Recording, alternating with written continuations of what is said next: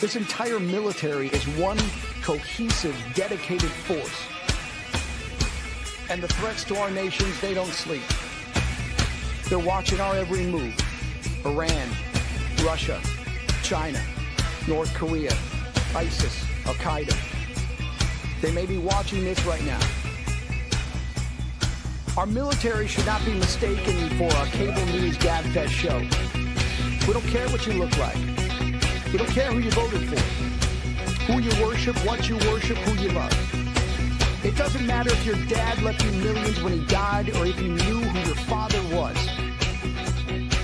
We have been honed into a machine of lethal moving parts that you would be wise to avoid if you know what's good for you.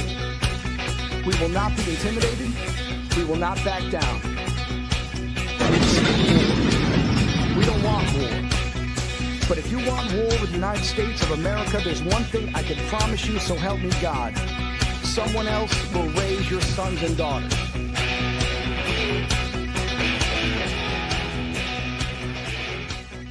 Military Broadcast Radio, the station that's giving veterans a voice. Find us on the web at mbradio.us.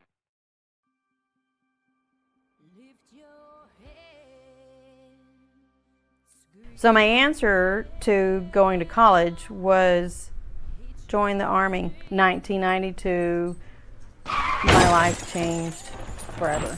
PCS to Germany with my two boys, and really try to take advantage of the opportunity to travel, learn another language, the culture.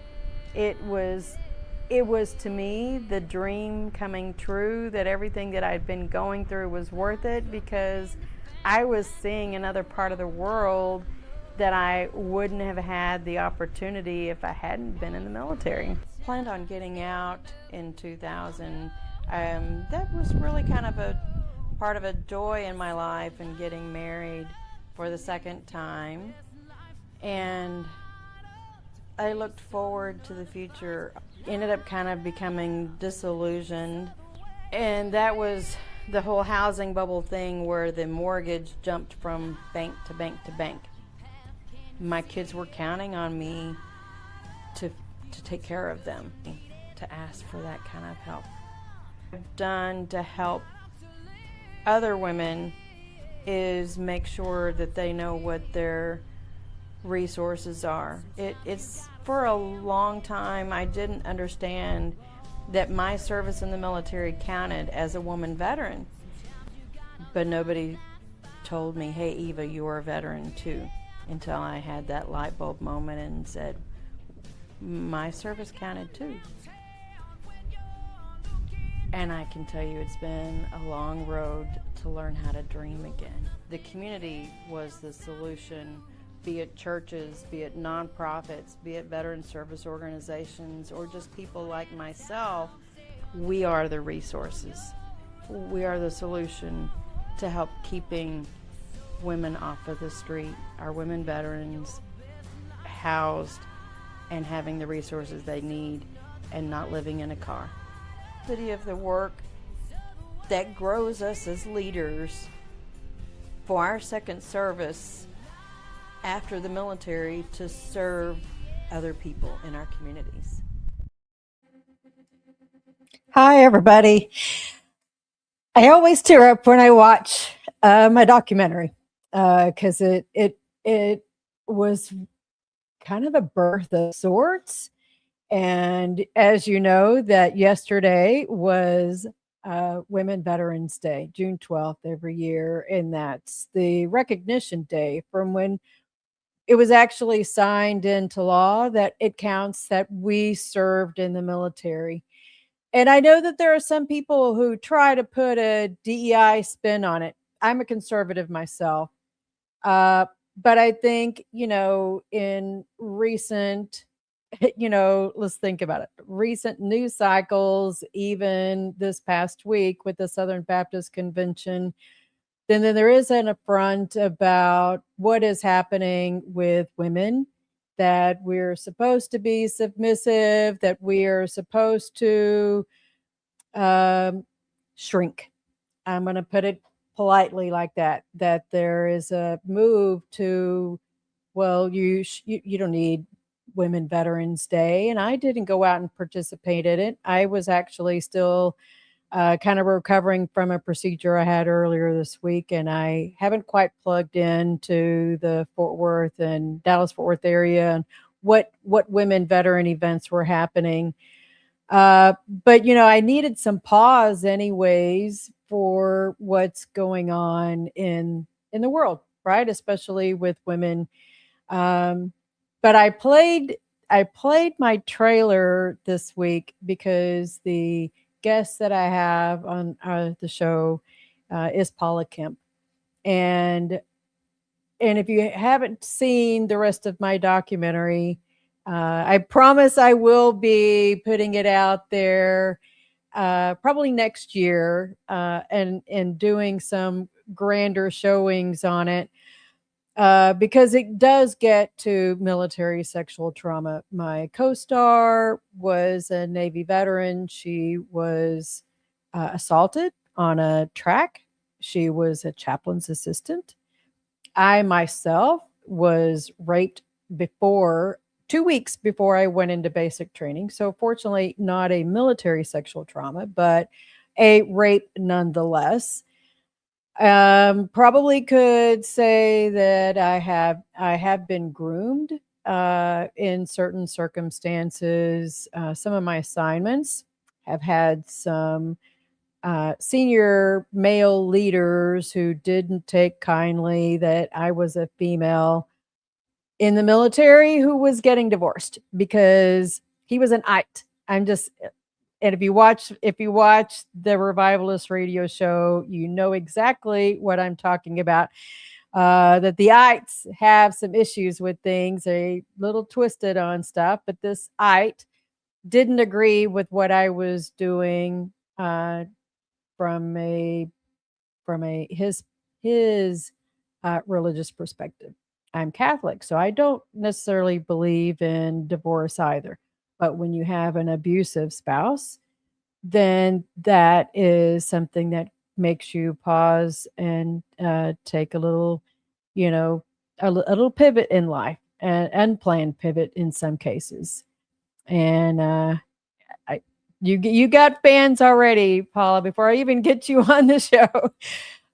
So I wanted to kind of preface what this show is about, a very sensitive topic on the heels of Women Veterans Day. And I think that we do not have enough conversations. I always talk about, what is the From Pain to Purpose radio show about anyway? It's based upon the 4 pillars of pain, using the chair as a model.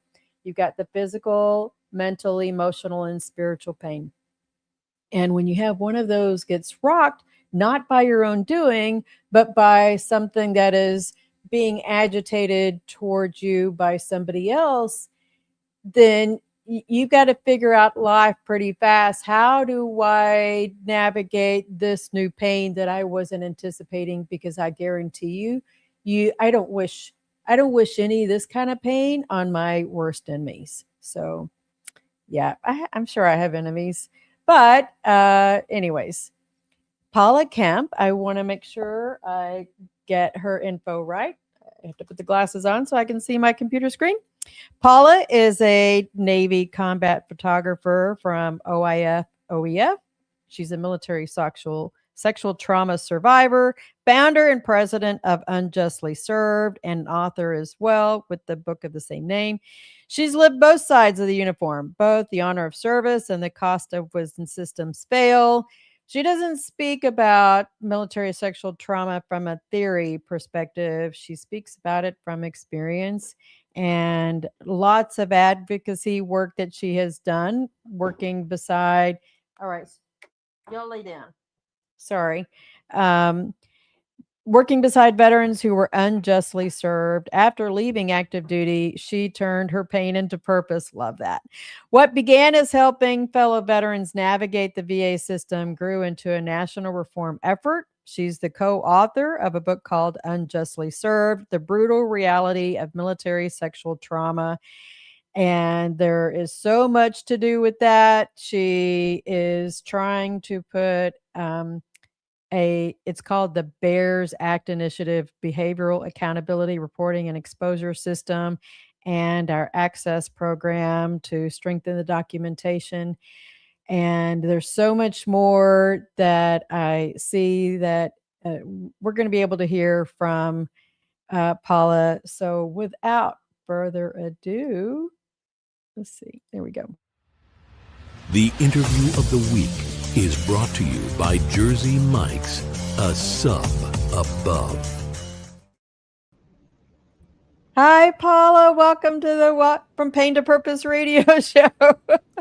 Thank you. This is awesome. You kind of warned me and said, it might be a little emotional and you might choke up a little. And man, you were right.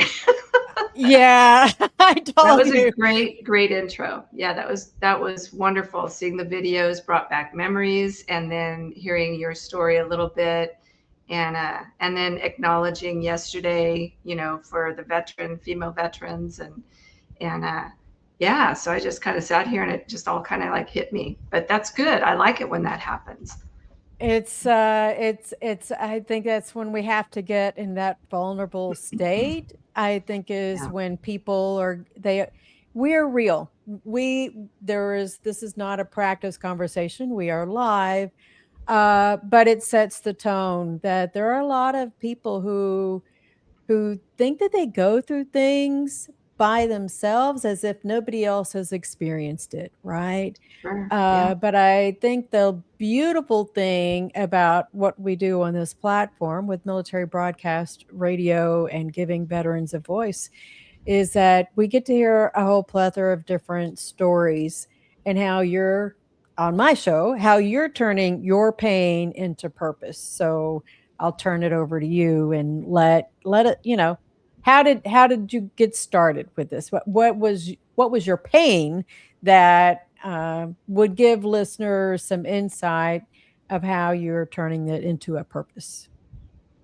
Well, when I got out in 2006, I had just come back from the Middle East, and I was showing signs, a lot of anger and a lot of stuff going on emotionally, going through a bad divorce, had 3 kids, that whole figuring life out.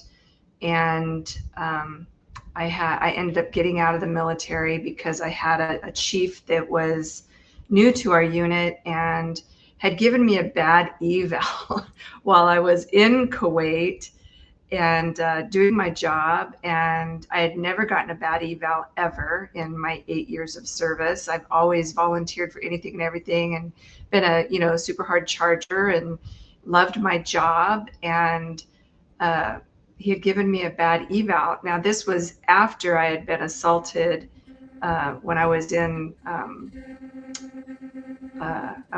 San Francisco, and covering a training, not training, it was covering Fleet Week, one of the years that I did that. I did that often. So I was a combat photographer, and a little bit different with being combat photography in the Navy was different than being a shipboard photographer. So I was never in one place for very long. They would, drop us in and pull us out to different situations and things like that. Pretty much my whole career, I was a ground pounder. I did a lot with the Marine Corps and Joint Forces. Just anything that was going on, they would just drop us in and have us cover that. But when I was assaulted, I was raped when I was covering Fleet Week, and I never told anybody. My brothers in my unit were very, very protective and supportive and just wonderful. I mean, they were my brothers and sisters. There were a couple of other ladies as well, but for the most part, I was always in it with the guys, and they trained me well and were just very supportive of me. And so I was just very fearful that if I told them anything when that happened, that I wouldn't be allowed to go off and do my job. That it's a lot of the time it's just you're deployed by yourself, and or a journalist, somebody that went, and they would write the stories and I would take the photos, right? And so right. So I was just fearful of telling any of them, because I thought that they would, number one, I had this fantasy that they would go find him and kick his ass. I mean, it was going to be like where they would get in trouble A for blanket party thing, right? yeah, and this guy wasn't a part of our unit. He wasn't. I don't even know who he was. He was, attached to the ship that I was working with at the time. I wasn't even a part of ship's company, and he kind of used that against me in not saying anything. But I just didn't tell anybody, and I didn't even tell my husband at the time because he wasn't supportive of me being in the.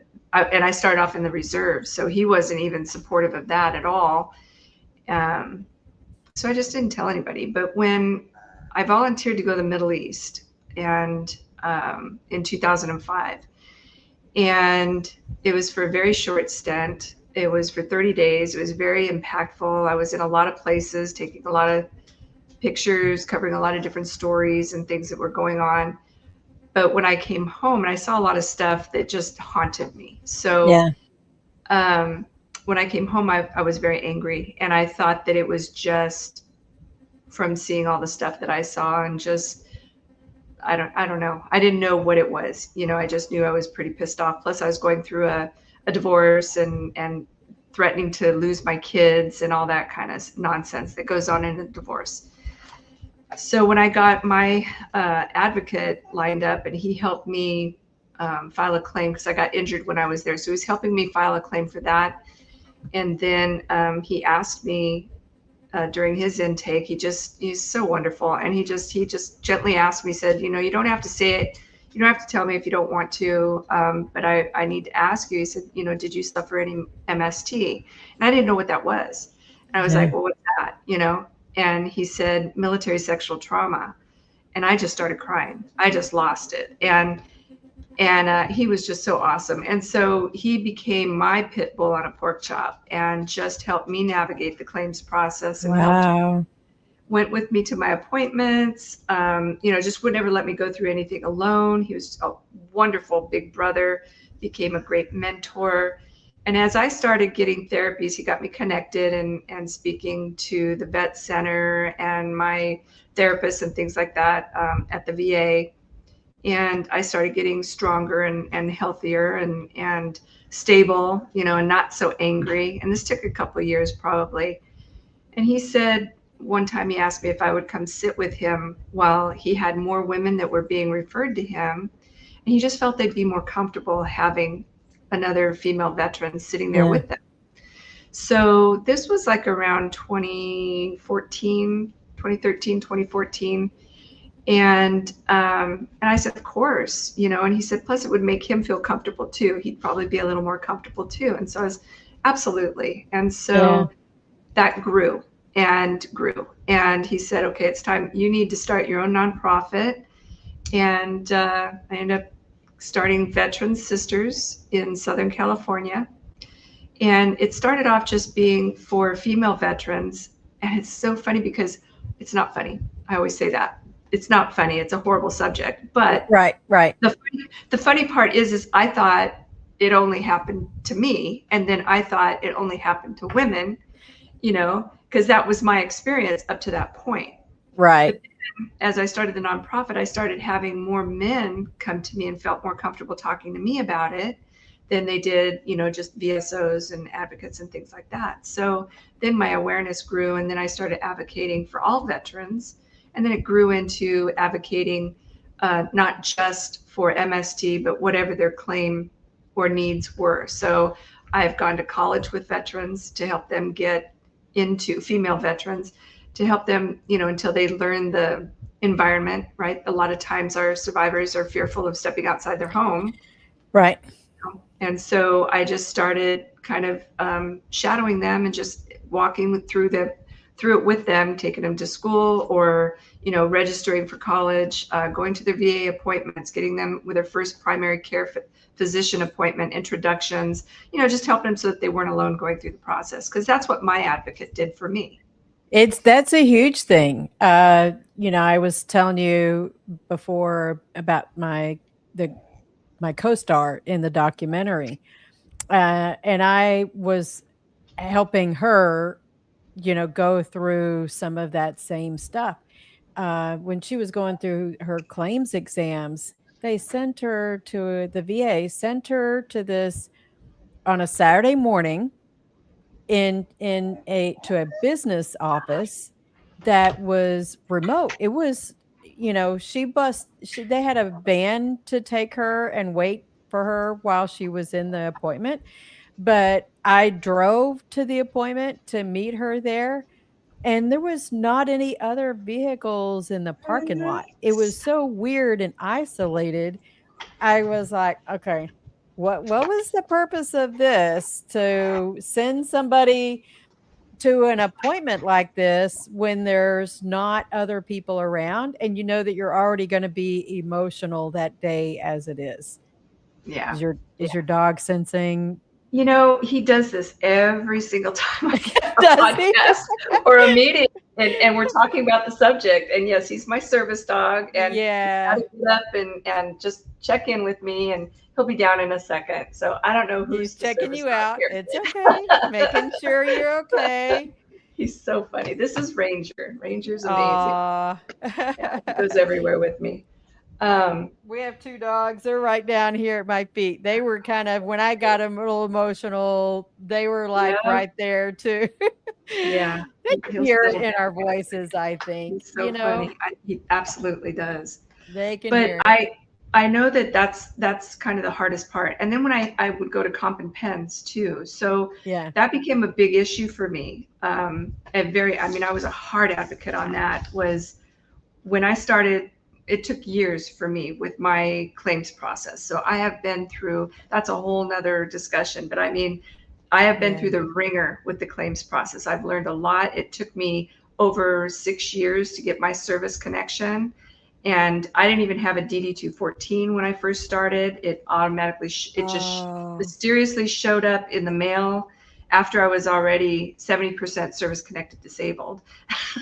It just doesn't make any sense. Yeah. Wow. And it took an act of Congress. It took a congressman getting involved to have them find my DD-214. But anyway, so when I was getting better and getting more and more service connection, and I decided to go to my comp and pen by myself, and I thought I was an expert, comp and pen goer and interviewing and all of that. And I thought it was just for my neck, or my foot was still outstanding, I was still waiting and appealing, all of that. But so I showed up thinking, I don't need to take Ronnie with me. He was my advocate. And I said, I can do this on my own. And, thinking that I could do that and handle it and all of that. Well, the doctor ended up assaulting me. So the comp and pen doctor ended up assaulting me. And that just tailspun me. And so I ended up reporting it and all of that, and going through the civil and the criminal and all of that with this doctor through the comp and pen. And so You anyway. said that, and I started looking around. I got some mail. I may have to step away, let you keep talking, but I got some mail today. Yeah, today from the VA about reporting sexual events. You keep talking. I'm going to go find Yeah, this. I've seen that report. Yes. Did you? Good. No, it's Yeah. not a report. It's a letter addressed to the veterans that said, this is how you report sexual harassment at the VA. Good. Have you seen that letter? Yeah, I have seen it. Yeah, I think they sent it to me. I've seen it either. I get a lot of stuff through LinkedIn and different organizations that send me a lot of stuff. I have seen that. I think it's fantastic. This doctor was a real dirtbag. Wow. And yeah, he ended up being criminally prosecuted and all of that. But there were a wake of other victims, veterans, male and female, that he had assaulted as well. But that was when I really became an advocate about not going through the comp and pen process alone, and battle buddying up, and then also educating family members or friends of the veteran and what their rights were when they're sitting with the doctors in the comp and pen. And, and this has been, probably a good 8-10 years ago. It's changed quite a bit. It still is archaic, but it is getting better. And they're not as hesitant to allow you to bring in a battle buddy or an advocate to sit there with you when you go through the comp and pen. They used to have a real hard time with that and try to pull HIPAA in and all that kind of baloney, and I would just navigate around that. And If it's sit with your, my buddy. if you want that person there, there is no HIPAA Absolutely. violation. They're That's right. coming, right? I mean, are you kidding That's me? right. Yeah, that's right. Absolutely. Whatever, Absolutely. whatever. Yeah, You know, exactly. I've told this story a couple of times.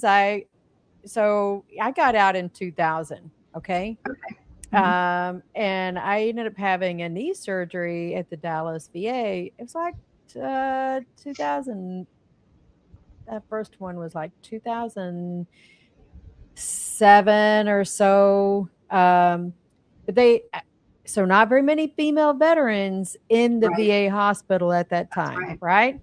That's They correct. plastered a sign on my door that said, "Warning, female patient in the room." And my husband asked me, "What the F is that?"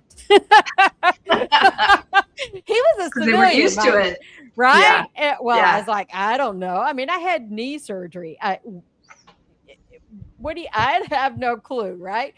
Yeah. Well, I was participating in the RISC, the War Related Injury and Illness Study Center, the study at the Washington D.C. VA. So this is about 2012. So it's a week-long study where you're there in person. The VA flies you. You are inpatient all week long, and they had the same sign posted on the door: "Warning, female patient in the room." I said, "I need to talk to the floor manager." Good. The sign is not going to stay on. We are patients just like everybody else, and everybody needs to be professional and respectful. If me and this, I had a older Black lady, she was a Vietnam veteran. She was, and they did a procedure in the room. I wrote to the Undersecretary of Health and said the procedure that they did in the room was unacceptable, because my second husband was going through all of that. So he was doing they were doing the drawing of the extra fluid off of your stomach when you have hepatitis. No, Oh, wow. yeah, Hep C. They were trying to draw the fluid in the room. Well, that was not a sterile room. Wow. These guys didn't know what they were. Yeah, they broke. Yeah, they broke the first Yeah. kit. They had to get a second kit because they. Wow. Yeah, I wrote a scathing letter to take care. And that was with of. you guys in the room with her going through that? Yes. Unbelievable. Wow. Yeah. Yeah. I reported it to the Good. Undersecretary. Good. But the sad thing is, as much as we think things are getting better, I went to the VA the other day, and I'm a federal employee. He goes, "What do you do for a living?" This is the resident asking me this. And I said, I work for HUD. I'm a federal employee also. "Oh, so what's so special about that you get to come here for care?" I'm not thinking that you were a veteran. Yeah. An idiot. I Wow. I took a breath and I said, "I hate to be the bearer of bad news to you." Unbelievable. But you are aware that females serve in the military too, right? That there are women veterans here. And he's like, "I walked right into that, didn't I?" And I said, "Yeah, unfortunately you did, because Yeah, and he's not the first. yeah, right. He's not the first. That's not the first time that has happened to me either. I just didn't go off on his hiney. Yeah, exactly. I know one of the first PCPs that I had that I got assigned, it was out in California, and he ordered me a prostate exam. Yeah. I was like, how's that going to work? Yeah. I was like, what? Okay. Yeah. Yeah. Okay. I still laugh about that today, but it's not funny, but it's funny. It's not funny, but it is funny. You're right. Yeah. Yeah. I have seen some progress being made, Oh, like yes. even the World Related, Absolutely. even the RISC Center that I mentioned a while ago. they updated. So, I'm working on my study, right? My dissertation Right. study for the unfulfilled needs of female combat veterans. And a part of that is that I saw that even the risk is they are addressing more of their study questions for women because they realized that they were not inclusive. Right. And that's not a DEI thing. That is just they were not inclusive of the female anatomy and asking us the right questions. Were we Right. affected by deployment and our menstrual cycles? Yes. Yes. uh I would skip every 3 months and then worried whether I was pregnant or not, even if No I kidding. hadn't had sex, Yeah. Yeah. because nobody told us about that stuff. But Right. getting back to your side of things, the unjustly served. How did you come up with the name Unjustly Served? Well, so I ran the nonprofit for about 6 or 7 years, and it grew and grew, and everything's going great. My middle son was training to go into the Army Rangers, and he died in a car accident. Oh no. And this was in Southern California. And so, yeah. So I, was worried I was going to tailspin, of course, with all the grief and all of Right. that we went through. So I kind of stepped back and eventually took a few weeks, a few months. I ended up stepping down, and it was just too much. But we also moved to Tennessee during that time. And it was too far to be flying back to California for different events and different things that were taking Right. place and all of that. And yeah, I felt like, the nonprofit was in good hands, and it was just time. I needed to focus on me. Yeah. And so I retired out, and I set myself up here and made sure I had my care team and my mental health and got all that set up. And I got to tell you, here in Nashville, their VA is phenomenal. That's Just, awesome. it should be the poster child for all the other VAs, because it really is a great, great system. And so I was focusing on me, and I didn't really know anybody out here. So I got involved in doing, just like I said, things that were just for me. I got involved in their adaptive sports, of course, therapy, music therapy, songwriting. I was just living the life, as just a veteran and not worrying about so much being an advocate and being there, being the battle buddy for everybody else. I was being my own battle buddy. Right. Right. Pretty well trained by then, right? So I was navigating all that and setting myself up for all that. Well, one day my friend Ricky Jones, he's a medically retired LA County sheriff, and he got medicaled out years ago, but he became a pastor, a chaplain, and he's now I was telling you, he's in Texas. Oh yeah. Yeah, at the police department out there. He's their chaplain now and runs their peer support. But back when I first started Veteran Sisters, I knew him because he was on one of the boards of one of the organizations that was kind of helping mentor and guide me and stuff. And so we met back then, and he asked me to help him with some of his first responders, females that needed a battle buddy, and they didn't have anything back then for them either. Right. So I just kind of started, and then a few of them were veterans, of course. A lot of our first responders were veterans or are veterans. And so anyway, so he called me, and of course he knew about Chase, that Chase had died, and had been kind of helping me navigate that as well as a chaplain. And he said, Paula, it's time. It's time for you to get back up on the horse. Your veterans need you. And gosh, I was just like, I can't start another nonprofit. I'm just not, that's not my wheelhouse anyway. It's a lot of business and a lot of other things. People, I'm good with, but the business side and finances and government and all that, So he said, okay, well then how about if you write a book? And I was like, what are you, crazy? I'm like, I struggled through high school. Like, I can't write a book. So it's crazy because God must have just thumped me upside the head. And the next morning I woke up and I knew the title. I knew what I wanted to do. And my specialty became, through the years, I became pretty much, I don't want to say an expert, but I became pretty well versed at helping veterans write their personal statement for their trauma of MST. And so I reached out to a few of the people that I've helped throughout the years. And I said, look, this is what I'm thinking of doing. And it's just I want to create a book that's all of our stories.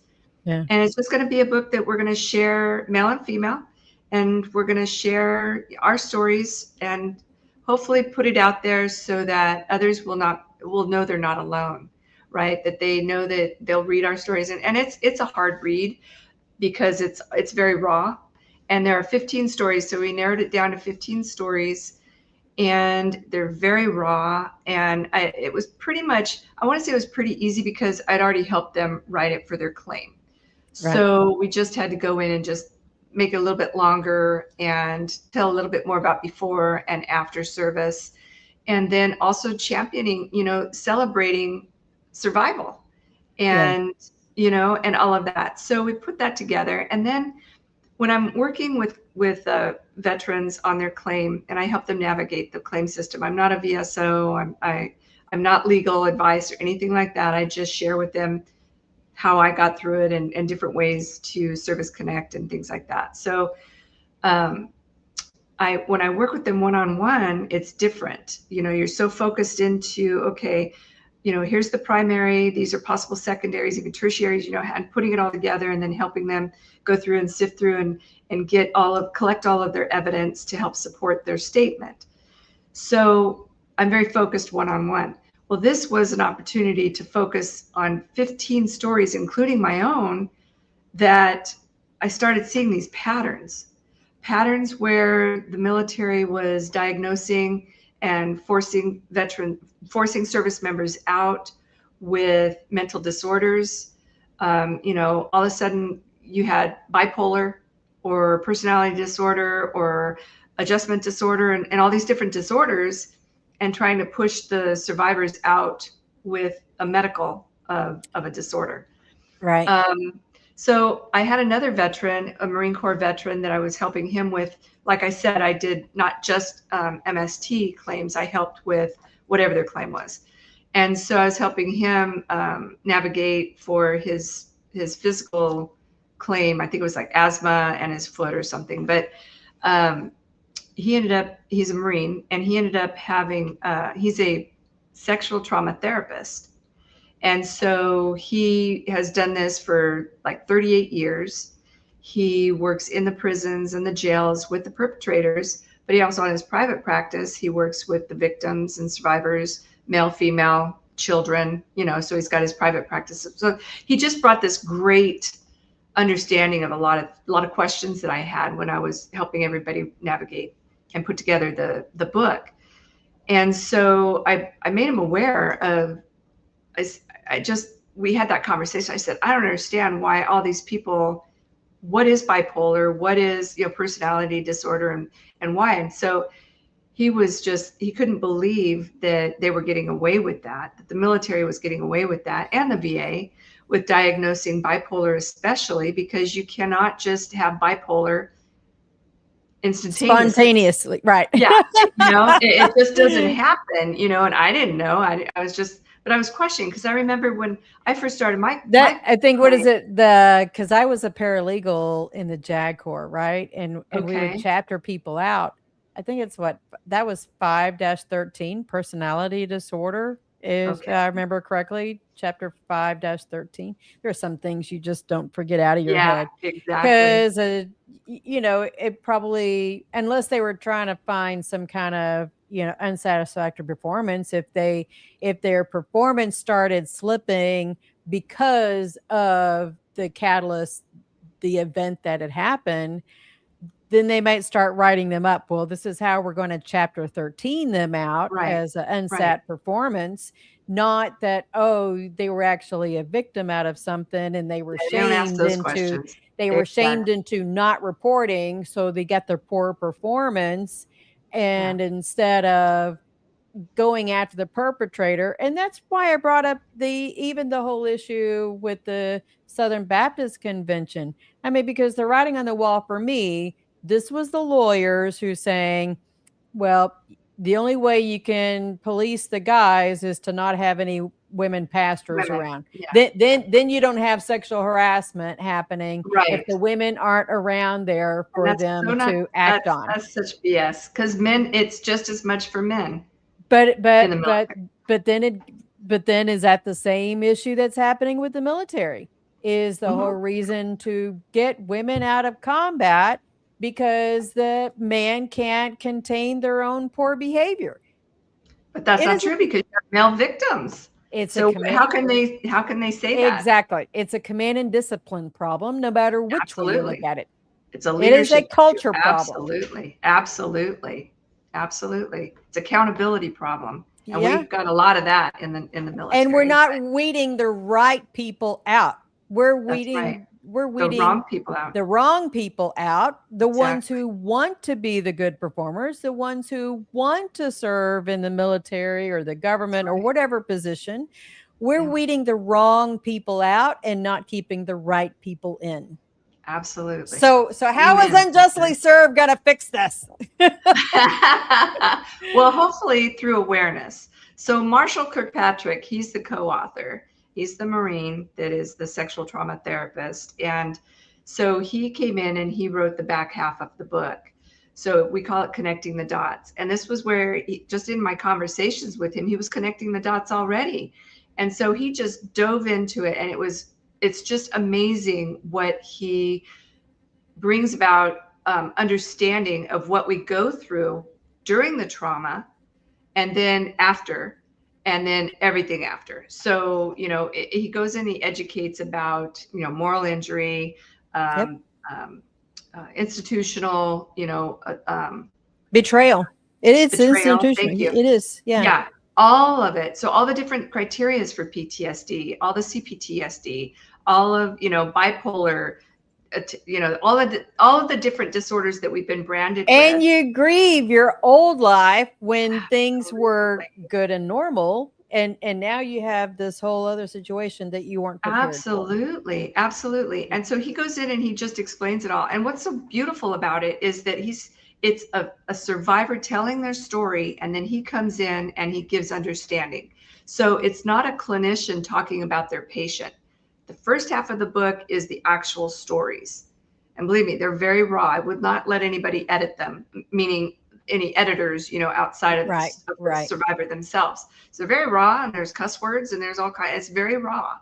And so he goes in and just really helps bring understanding of what they were going through, why they went through it, why they reacted the way they did, the whole fight, flight, freeze, fawn, and faint, all these different things that, gosh, I didn't know. I dealt with the shame of my own because I fawned. I had never even heard what that. I had no clue what a fawn was. I thought it was just a deer.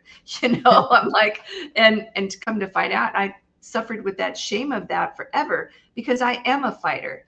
I am somebody that has always fought bullies my whole life, not bullying against me, but defending somebody that I would see a bully picking on. Bar fights when I'd see the same thing. I've just always been a very physical, jumping in without thinking, defending. But when it happened to me, it wasn't that I froze. I just kind of went along with it to get out of it and survived it, and then shoved it all down. And then I didn't know what that was. So I didn't know that that was fawning. And I just thought that, oh my gosh, I beat myself up with, I shoulda, woulda, coulda. I should have done this, I should have done that. And then the same exact thing when the doctor assaulted me. It was out of body. I left my body. I didn't respond. I didn't, it's almost like a dead fish, and I beat myself but up. Doesn't our mind does mind tricks that says that didn't happen. That really didn't happen. It's a survival. I for years, I knew the rape happened, but then I pretended like, no, it wasn't really a rape, right? It wasn't, right. You just try to undermine, undermine it. And then a couple of years ago, one of one of my girlfriends who was on that trip with me, I said, please tell me that I didn't imagine that. And she goes, no, you didn't. And I'm so sorry. We couldn't get in there to save you. Wow. You know, And it that just, had been hard for her living with that all her life too, right? Yeah. Yeah. I was talking with another veteran the other day that I do a lot of conversations with veterans on LinkedIn, and we have meetings and stuff, and I help them navigate their stuff. And so he said, Paula, he says, you know, I just want to admit, he goes, I saw stuff that happened that I was too afraid to say anything to. He goes, I never experienced MST, he says, but I know that it happened, and I saw things that were inappropriate. And he felt so bad now that he didn't stand up and do something back then. Not like he saw, you know, rape happen or anything like that in front of him, but it was the groping and the comments and the, you know, the parties and just the disking of women that he didn't stand up and, you know, and my heart went out for him. I mean, that had to been hard. I appreciated him sharing with me, you know, and acknowledging, and now he wants to do whatever he can to try to help female veterans and veteran period, you know, survivors of MST, you know, see something, say something and all of that. But have you ever talked with Heath Hartman? You ever heard of Heath Hartman? No. I know Heath is in Florida. He goes and talks to active duty troops about military sexual trauma. Yeah. That's what we're trying to do. Marshall and I get out there and do that as well. And Marshall's creating a curriculum to help with training and educating providers too. So he needs to reach out to my friend Lisa Bass. She started Task Force SASA. I don't know if you've ever heard of it, but no. It's in her boots program. She has a book. I went through her program. Well, okay. Is it where they decorate the boots? I don't know about the decorating the boots, but she's got the jewelry. If you saw I think we talked about this before. Boots jewelry. So Lisa is a good friend of mine. She's here in the Dallas area. I'd be happy to put y'all in touch with each other. Yeah. Lisa and I served at Fort Hood together, and their lives went off. She decided to become an officer, and I went to Germany. So Marshall was in Germany too. He was deployed to Germany. That's so funny. Small world, you know. I was hosting an event, and I saw her walk across. I was like, that face looks familiar. And she goes, That's wonderful. I love when that happens. It's really cool. We don't have a lot of time left. I told you an hour would fly by fast. So before we have two different options, you can share how do people reach you is one. You know, what are you working on? And let's talk about, you know, how do people buy your book? And then and you can answer however you know, switch the questions around if you want the answers. But what's one question I should have asked, but I didn't? Okay, so the book is available on Amazon and Kindle. So it's Unjustly Served, The Brutal Reality of Military Sexual Trauma. And it's available, like I said, or they could go through our website, which is unjustlyserved.org. And when you get to the website, we've got three, pillars, three programs that we are working on. So we've got the Access program, which is what I've done for the last, 10 plus years with helping veterans and their families navigate the claims process. And then we've got the Ties, which is Marshall, where he is putting together training to go out and also help clinicians, trauma-informed care, and all of that great stuff, education-wise on the clinical side, and then educating institutions and job placement and things like that, corporations, what is MST, trauma-informed care, the difference between treating, speaking, PTSD, MST, and moral injury. And then the biggest one also that is super important to me is the BEARS Act.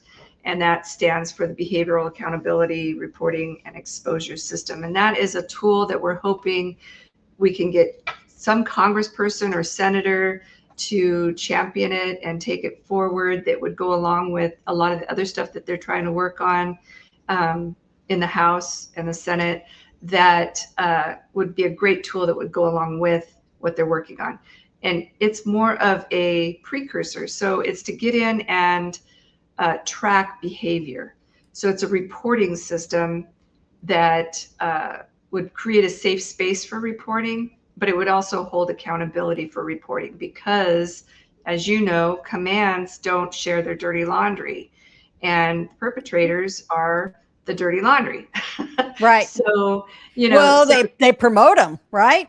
Exactly. Yeah. They move so they them, get they their report them, benefit. they do the exact same thing that they've done with the priests and the pastors. They just move them. And otherwise they remove us. They don't move us, they remove us. Right. So this is a tool we're hoping, and you can learn more about it on our website. And so we've got a lot of stuff. I've got a great team behind me that is just helping us grow. We also start our own podcast. So it's within that MST realm, and talking and educating, the hard subjects.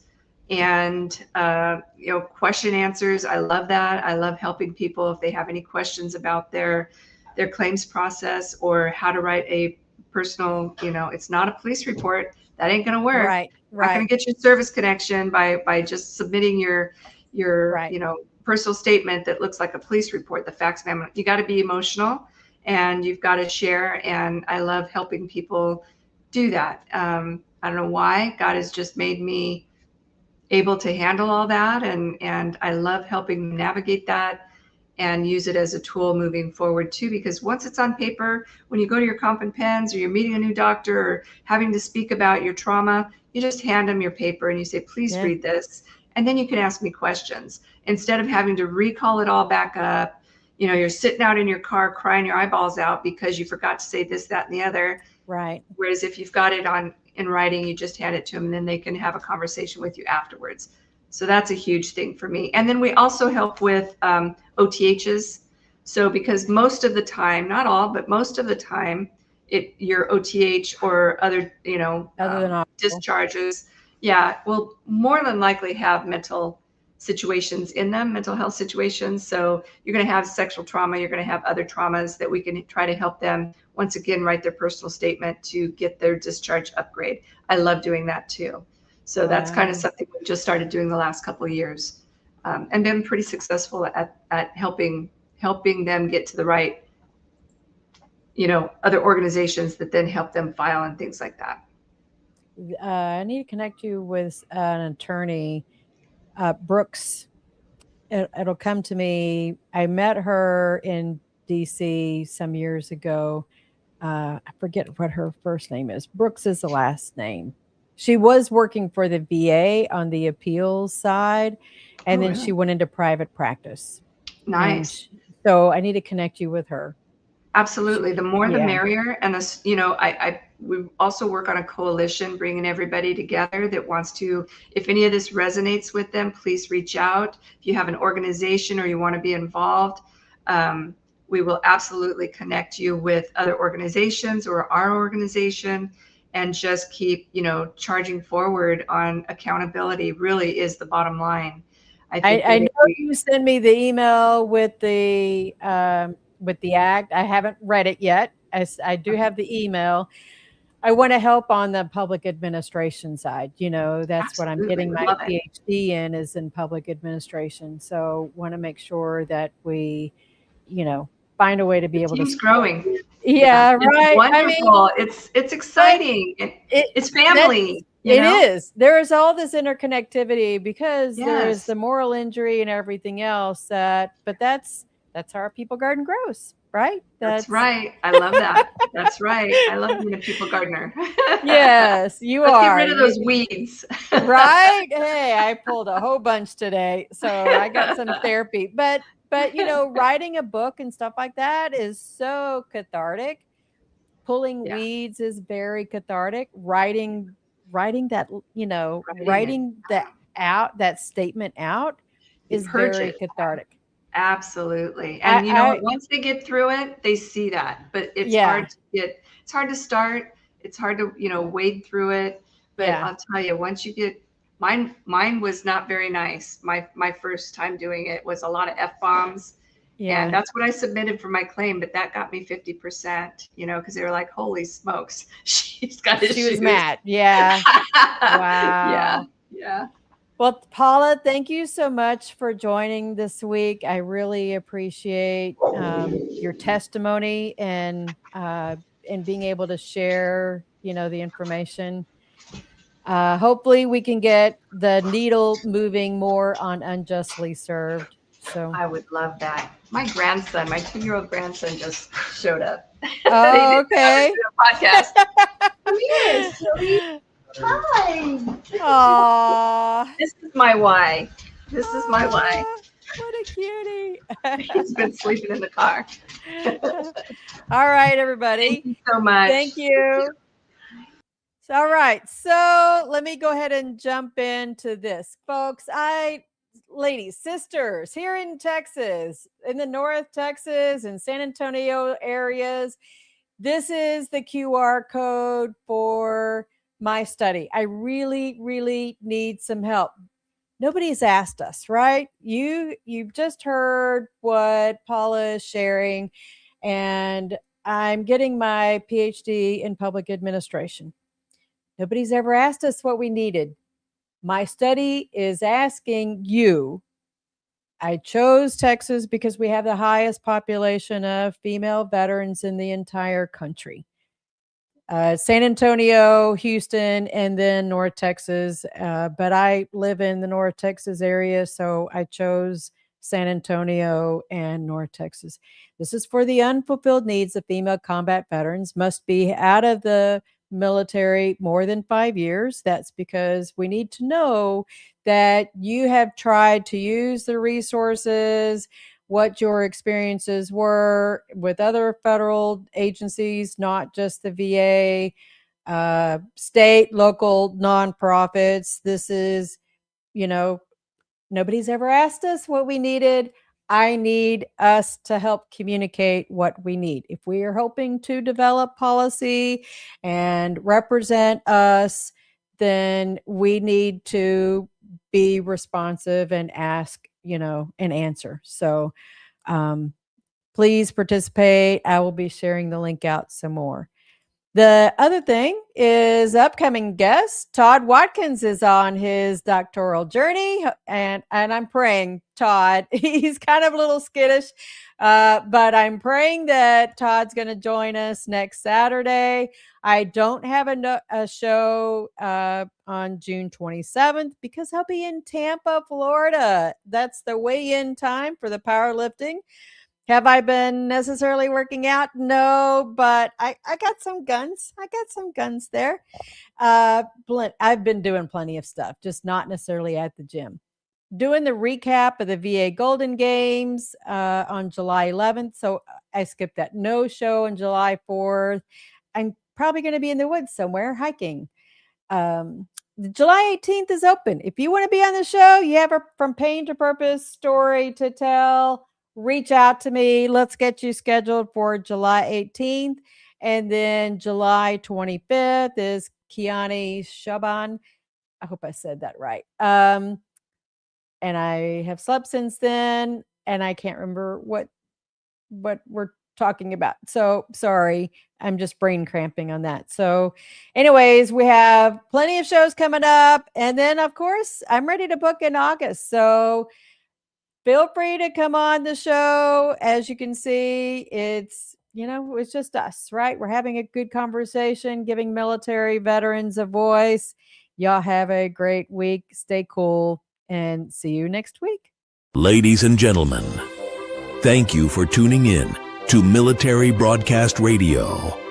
As we wrap up today's show, we want to remind you that the podcast of today's episode will be available right after we go off the air. So if you missed any part of the show or want to listen again, Be sure to check it out. And remember, we're here to support and honor our veterans. Your stories and experiences matter, and we are committed to giving you a platform to share them. That's right. We're here to give our veterans a voice. So don't forget to catch the podcast and stay connected with us. Giving our veterans a voice.